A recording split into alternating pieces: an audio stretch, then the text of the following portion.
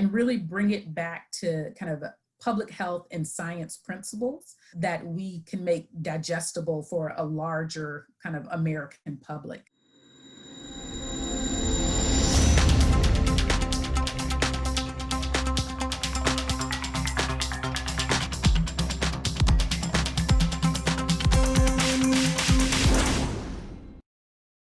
Hello, I'm Faith Rogers, host of today's program, COVID-19 Keeping Up with a Moving Target. This is the November 13th update of DKB Med Radio's Coronavirus Educational Series. Thank you for joining us. This activity is jointly provided by the Postgraduate Institute for Medicine, DKB Med, and the Institute for Johns Hopkins Nursing. Today's program is accredited for ANCC and AAPA credit, as well as AMA PRA Category 1 credits. Please visit our website for complete CE information. If you're tuning into our webcast, please click the red Claim Credit button in the webinar console to attest for credit. Otherwise, please visit covid19.dkbmed.com. There you will also find all of our previous COVID-19 programs and have access to other free CE programs on a wide range of topics. Today's learning objectives are discuss strategies to address vaccine hesitancy and discuss the importance of community public health messaging in improving knowledge and participation in public health strategies. This activity is supported by an educational grant from Pfizer Incorporated and in kind by DKB Med. All activity content and materials have been developed solely by the activity directors, planning committee members, and faculty presenters. With us today, we have Dr. Paul Auwaerter, Clinical Director of the Division of Infectious Diseases at Johns Hopkins School of Medicine.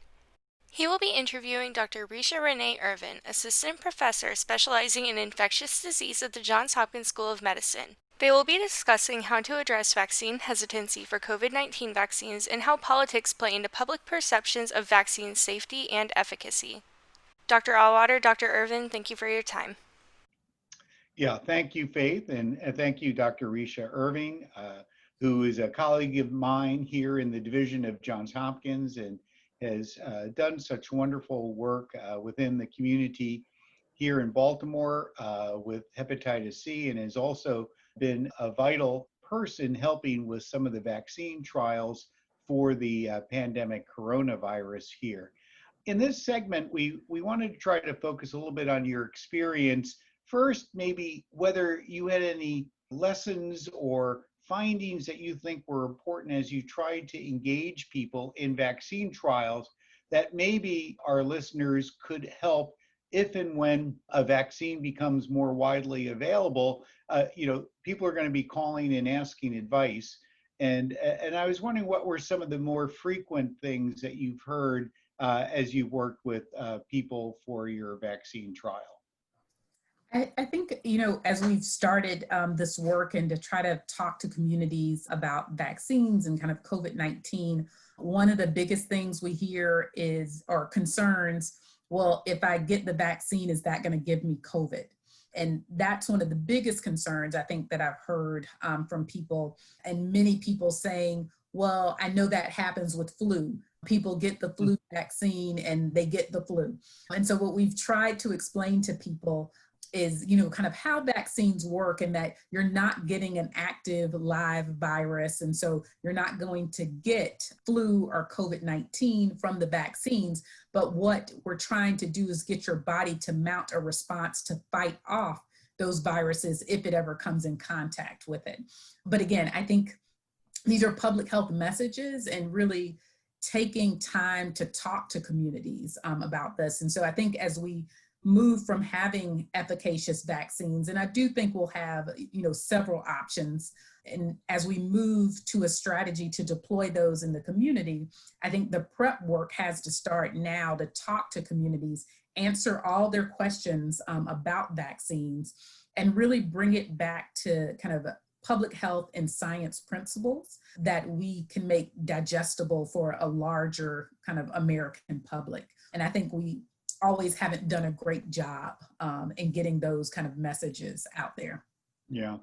Heidi Larson's made a career in the UK of studying social networks and information about vaccines. And she has always made the comment that 95% of social media traffic about vaccines is negative. Yes. Versus positive. And of course, there have been a number of well-conducted polls that have suggested that Blacks, Latinx people have more vaccine hesitancy than the larger population.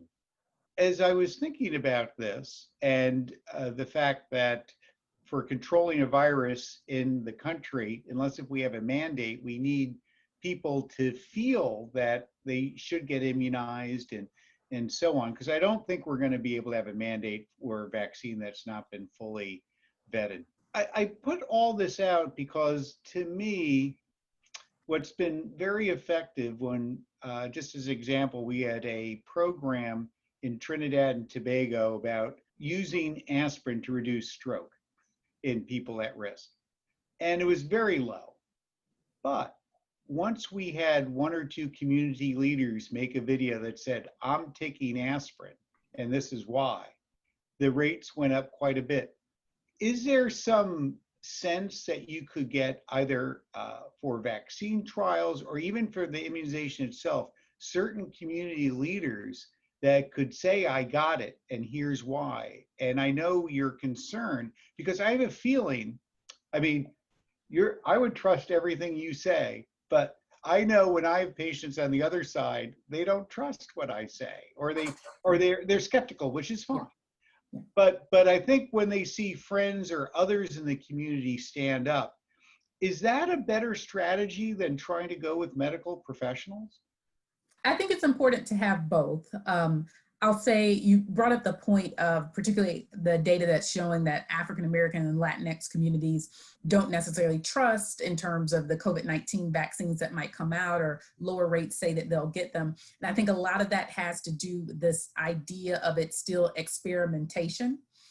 So again, us explaining kind of the process, but I do agree with your point in terms of having people from the community stand up and say, I got this, or, I believe in this, gives people a comfort level that I can't give them. Mm-hmm. I'm still seen as an outsider or tied to kind of academics or, to the science that's being done. But having somebody from your community say, I got this, I believe this, it worked, I think goes a long way. And I think, the points you were bringing up about all of the vaccine information that we see on social media, it's all negative. And that's what people see. It's easy for people to start to internalize that or to have questions or doubts about it, regardless of their education status, starting to feel like, well, maybe we shouldn't get vaccines, and not understanding sometimes all of the background around kind of why vaccines were needed and what kind of led to us kind of moving towards vaccines to protect the community from so many diseases. And that is true of COVID-19, as well. One of the things that we are working with our group of community leaders, first is kind of talking through all of their issues and thoughts around COVID-19, but also asking, are there leaders who, would be interested in being involved in trials or being some of the faces of COVID-19 in our local Baltimore community? And I know also on a national level, the same thing has been done. And there have been some leaders who have stepped up and done that. There have been several presidents of historically Black colleges that have stepped up and talked to their communities about engaging in COVID-19 vaccine trials, and other leaders that have been a part of that. And I think a good parallel is to what we've seen in terms of HIV before, where we've had leaders who have stepped up in their communities and identified to people that it's okay to get tested for HIV, to get treated for HIV. And I think we can draw parallels there. I worked on a couple campaigns with Greater Than AIDS from the Kaiser Family Foundation, where we had that. We had Black pastors who got tested in front of their congregations for HIV. And I think that can have a larger impact than, me going to talk to them can have. I think we need both, because we do need kind of folks who can talk about the science and public health principles.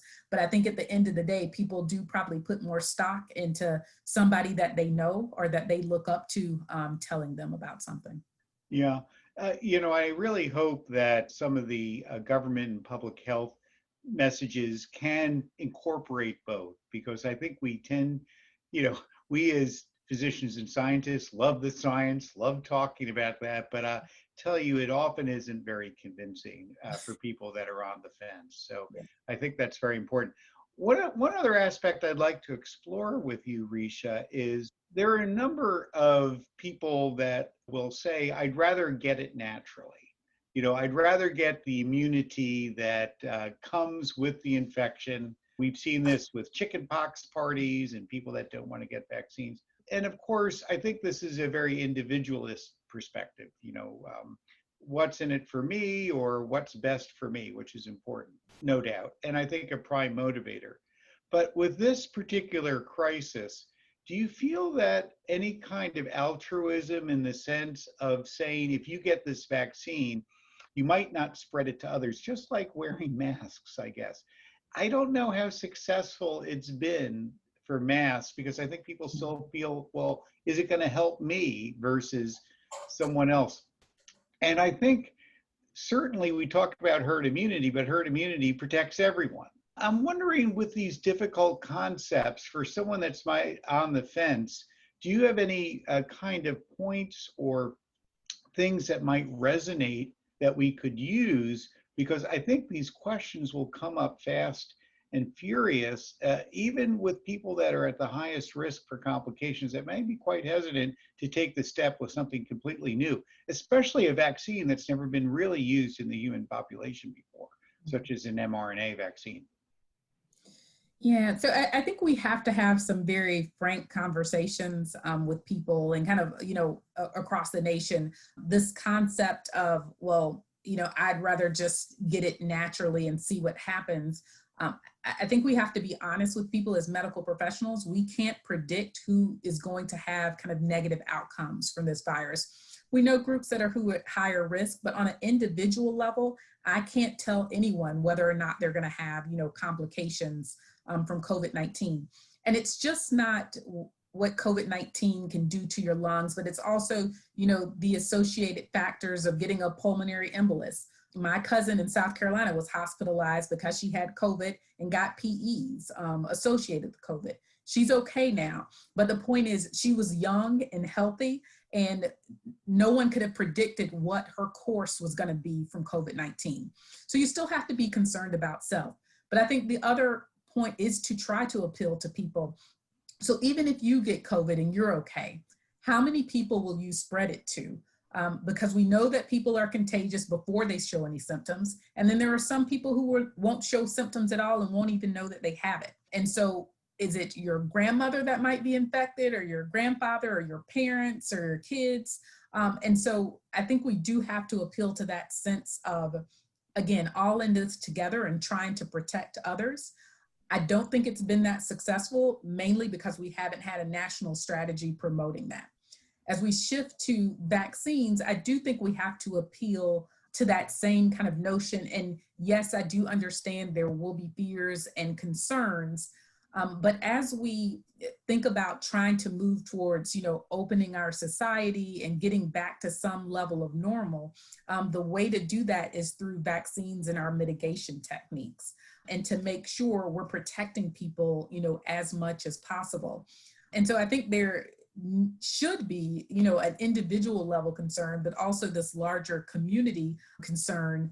And then for some, I realize that their paramount concern may be the economic impact.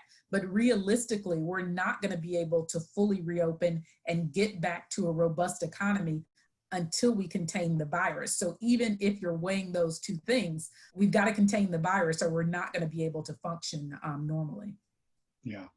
Is there a sense that you think influencers would help? I use that term very loosely because I don't really follow any influencers, but there have been so many high-profile celebrities that have generally been against immunizations rather than trying to propose them. And we've talked about community efforts. Do you have a sense that this should be another focus, that we should have well-known people as well as people in the community? I think so. I think it helps. And on the national level, the COVID-19 Prevention Network has reached out to several people I know on that topic. And there have been some interviews that some folks might have seen. Steph Curry, interviewed Dr. Fauci to talk about COVID-19. And so I think things like that also help because, again, these people who are social media influencers or who are on top in sports or acting and have other careers, they reach people that we just can't, that we just don't have a way to reach. And so I think it's really important to have those people involved and have them step up because, again, like you said, the voices that we do hear are the people that step up to be very much anti-vax and kind of put that out, and it's on websites. But on the other side, there are lots of people who believe in vaccines, who get their kids vaccinated normally. Most people do. But again, it's not out there at the forefront. And so how do you get that message out to the community in a good way? And so I think having those social media influencers is a large part of that. Well, I definitely wanted to thank you, Dr. Risha Irvin. You're among the many heroes of the COVID-19 pandemic for all your fabulous work and outreach. I think we need more heroes, as we pointed out here. And these will be very interesting, I think, pivotal times for us, our communities, and our country in the next few months as we really face tremendous numbers of people with infections that will, again, I think, stress our health system. Hopefully, this will be the last time and season that this occurs. So I'm optimistic, but it's really the important work, for example, that you're leading that will really help reach the most people, which is, I think, the most important aspect if we can prevent these infections. Well, thank you so much. And thank you for all that you've done.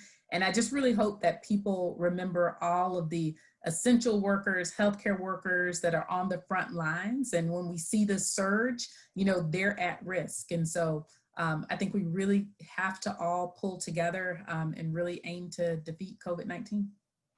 Thank you, Risha. Thank you. Dr. Auwaerter, Dr. Irvin, thank you so much for your time. If you're tuning into our webcast, please click the red Claim Credit button in the webinar console to attest for credit. Otherwise, please visit covid19.dkbmed.com. Any questions or issues, feel free to email us at the address listed. To submit questions, please send them to qa@dkbmed.com. That's Q as in question, A as in answer, at dkbmed.com. Again, thanks for joining us and thank you for your dedication to your patients with COVID-19.